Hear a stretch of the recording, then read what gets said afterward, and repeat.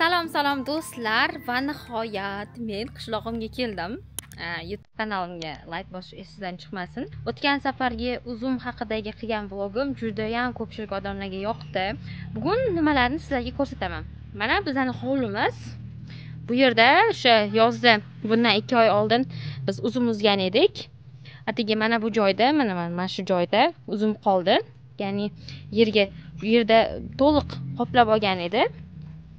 Hozir bularning hammasini terib, ba'zilari sotilyapti, ba'zilari esa terilyapti. Mana shu joyda ham uzum bor edi. Biz hammasini oldik. Yog'ingarchilik kunlarini bilasizlar, o'zingizlar juda sovuq bo'lib ketdi orada. O'shanda uzumlarning hammasini, bu yerdagi uzumlarning hammasini olib, tashqariga mana shu joyga yoyilgan. Chunki bu yer soya edi.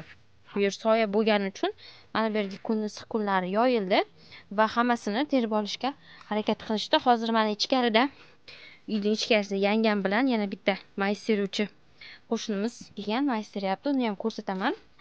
Bu hali unchalik qurimagan. Buni cho'barasi deydi, mana bu narsa.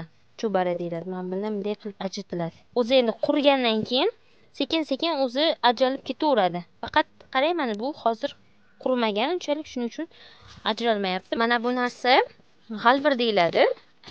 Elakka o'xshaydi, lekin mana bunaqa teshiklari katta-katta bo'ladi. Ilingan uzum mana bunaqa qilib quriyapti. Bu hali qurimagan. 2-3 kundan beri kunlar issiq va o'ylaymanki, tez orada shunaqa issiq bo'lib tursa, uzumlar ham qurib, mayiz holatiga keladi.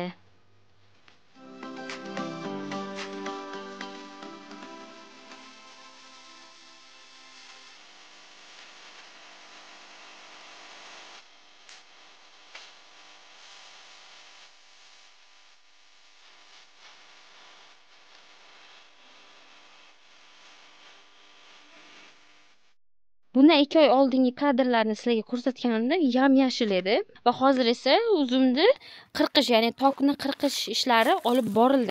Bu hozir hali qirqilmagan, lekin mana bu taraflar qirqilgan. Qanaqa qirqilishini men sizlarga ko'rsataman. Bizda tugatilgan bu ish. Bu yerda meni enamning uylari, ya'ni eng kichkina akam, dadamning ukalari yashaydi. Ularda hozir tokni qirqish jarayoni bo'lyapti. Men sizlarga o'sha yerga borib ko'rsataman. Bu asosiy o'sha bandi, ya'ni nima deydi? Asosi, ildizi. Mana shu joydan tok shundoq anaqa shox chiqarib o'sib ketadi. Bu hozir endi ko'milgan.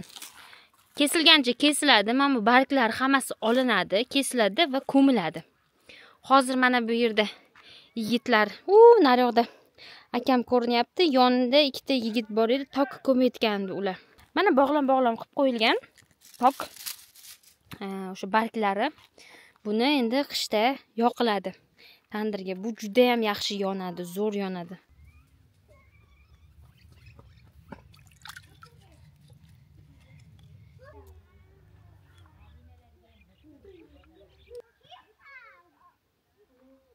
Hozir mana yangam oldiga keldik. Qirqayaptilar. Mana yerda boshdan olma, bu yoqda teskarini oldi. Bunaqalar olma, mana qorashoqlar olinib ketadi. Qorashoq deganingiz nima? Qanaqa vaziyatasi uni qorashoq? Qurib qolgani qorashoq deydi-da. Novda yo'q, mana o'shida bor. Novdasi chiqargan, uni ham qurib qolgan. O'sha qorashoq deydi-da. Buni mana o'tkazishimiz yarım arra bilan olma. 7 bo'g'in. 1 ta, 2 ta, 3 ta, 4 ta, 5 ta, 6 ta, 7 bo'g'in. O'sha 7 bo'g'indan buyog'i kesiladi-da, to'g'rimi? Qirqib olinadi. Nimaga 7 bo'g'in qilinadi? Biz solayotgan novda u manidan pishmagan bo'lsa, bunday teskari novda ketamiz. Kaltiraman, manilar kaltiradi. Hozir endi ko'pchilik ma'noda ham tushunmaydi. Nima endi bu? Shu uzum soladigan bu ildizimi? Shu asosi deydimi? Nima deydi? Kunda.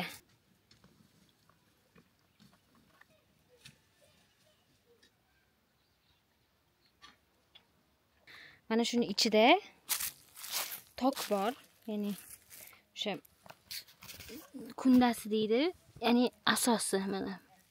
Hammasini ko'mib ketyapti.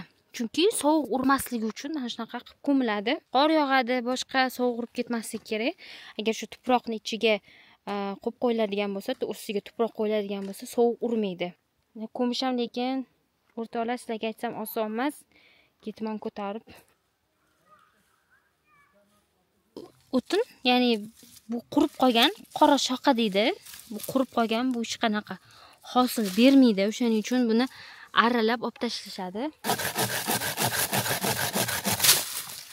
Buni nimaga arralayapsiz? Bu yoshingcha bo'lgan. Mana bu. Shox yo'q. To'g'rimi? Ha. Hop, mana yerda olamiz buni. Bu boqib charchatadi bo'lmasa. Mana qarasa bo'ladi.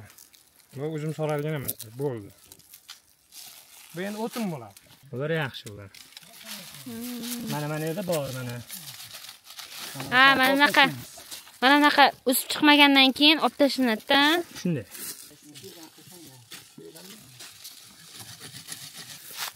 Mana o'rtoqlar, mana shunaqa qilib ko'miladi.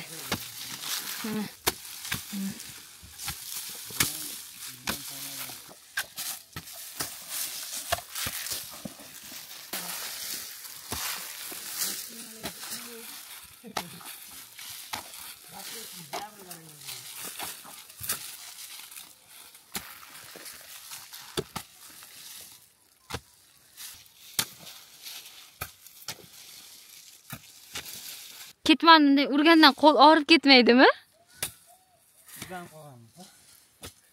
Qor yog'sa ham, yomg'ir yog'sa ham, do'l yog'sa ham hech qanaqa sovuq urmaydi, chunki shu tuproqni ichida bo'ladi.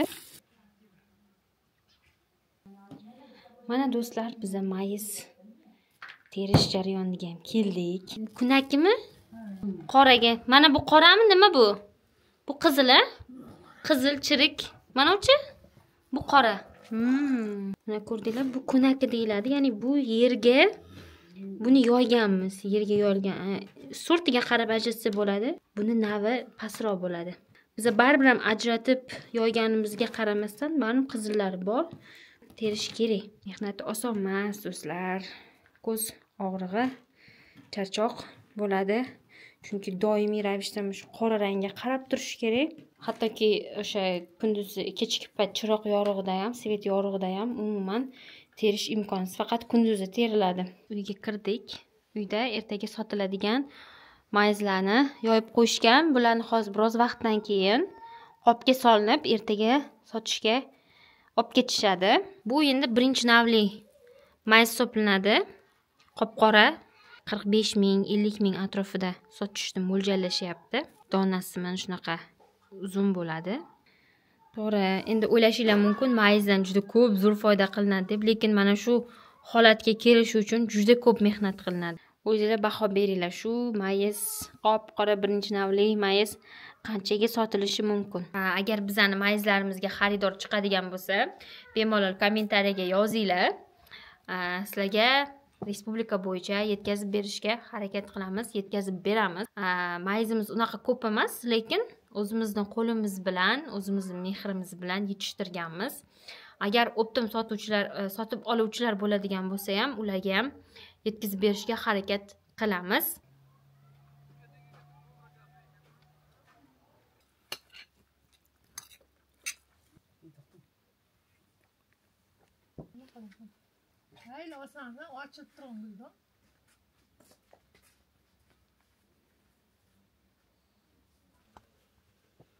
Nima telefon?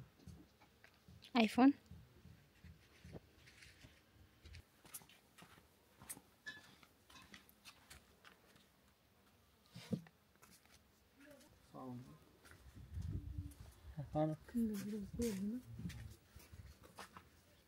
Samarqandcha osh, do'stlar. Zig'irosha bu.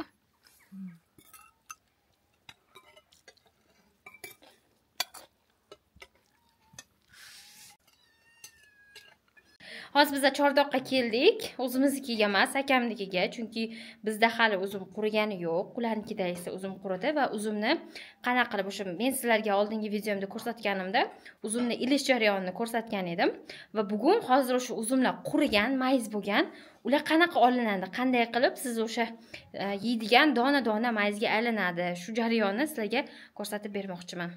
U qanday bilasiz u quriganini? Qanday ko'rinadi? Ayni bilib turibdi. Ha, mana. Bular ham qurigan-ku, mana qarang, qurib turibdi.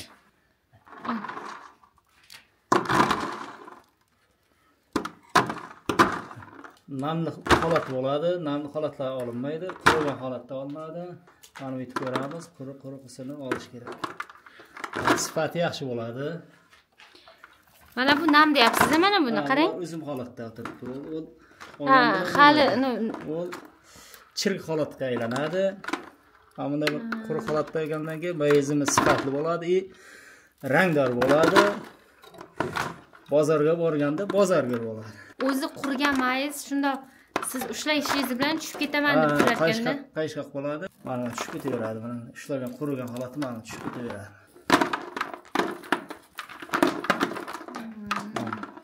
Mana shuni qurigan qurigandan keyin bunda urug'laymiz. Cho'kisidan ajraladi. O'zi shundoq ajralib ketadimi? Hozir mana bunday qilib uradimi, mana bunday qilib? Hozir non bo'lganda ajralma qiladi. Quruq holatda bo'lganda mana bu ajralib ketadi. Cho'plari qolmaydi. U hozir siz bularni ajratasizmi? Hozir mana bularni ham ajratasizmi? Ha, bular ajratiladi. Qurigandagi o'lgandagi buni ajralib ketadi. Qanaqa ajratasiz buni? Cho'kimni o'zimiz terib olamiz-da, mayizini terib olamiz. Mana buni urgandagi ketib qoladi. Bo'ldi, mana bunday ajraladi. Qolganlar olinadi. Mana shu holatda, to'q holatda qoladi mana. Mana shunaqa bo'ladi. G'olg'u ham elaymiz. Sifatiga qarab, mana to'q mayiz, mayda tirish. Oziqasini yaxshi olgan. U hozir endi bu nechinchi sort uzum bo'ladi? Bu birinchi sort bo'ladi, sifatli. Buni cho'plash jarayoni. Mana buni olamiz. Maxsus joyi bor, joyiga solib buni g'alvirlaymiz. G'alvirlab mana bu cho'klarni ajratib olamiz mana. Mana shu holatda. Shu bittalab qo'l bilan olinadimi shu? Ba'zilari ajralmaganlar hozir non tortib qo'ygan, salqin tushganligi sababli bular ajralmayapti. Ajralish jarayoni qiyinroq bo'lyapti-da. Mana bular shuni ajratib olamizligini. Mana maxsus. Mana shu holatda. Bu hozir endi bu terilmaydi, bu o'zi tayyormi? Shunda anaqa sotishga tayyormi, teriladimi bu hali? Bu chirigi bo'ladi, qizilchalar bo'ladi, ozmoz o'shalar. Teriladi. O'shalarni teri sartaroqqa qilinadi-da. Mana bunda irik mayda to'q mayiz bo'ladi mana. Sifatli. Mana hozir cho'klarni olganimiz yo'q. O'sha cho'klarni olmaganimiz uchun mana qo'lda mana cho'klarni ko'rinyapti. Mana ko'ryapsizmi? Mana mayda tirish zo'r mayizlar bor mana. Bozorga borsangiz bozorga. Bozorda oldi. Bu narxni kim belgilaydi? Bozor belgilaydimi, odamlarmi yo qanaqa qilib bunga narx berasiz? Bozor belgilaydi, bozor. Bozorda mayizimiz mo'l bo'lsa, narximiz pastroq bo'ladi. Kamroq bo'lsa, ko'proq bo'ladi. To'qroq mayiz bo'lsa, puli ham to'qroq bo'ladi. Ochiroq bo'lsa, puli ham ochiroq bo'ladi. Hurmatli muxlislar, ertalabki dam davomida 9largacha olinish kerak. Buni kun qizigandan keyin ajralish qiyin bo'lib qoladi. Cho'kisda mana cho'virasida. Mana cho'piralasini ajralish qiyin bo'lib qoladi. Hozir ayni obedda hozir olyapmiz buni. Mana issiqlikning o'ziga olgandan keyin bular bo'shab qoladi-da, bo'shaydi. Bo'shagandan keyin mana cho'viralari buni ajralmaydi. Ajralish jarayoni sekinlashyapti bular. Shuncha uzum hali mayiz bo'lishi kerak. Deyarli hali unchalik boshlaganingiz ham yo'q ekanda, bitta tarafini sekin-sekin olishni boshlayapsiz ekan. Yog'ingarchilik erta tushgan sababli qurish jarayoni sekinlashib qoldi. Sekinlashib qoldi. Hozir mana bir haftadan beri issiq bo'lyapti. Qurish jarayoni tezlashdi.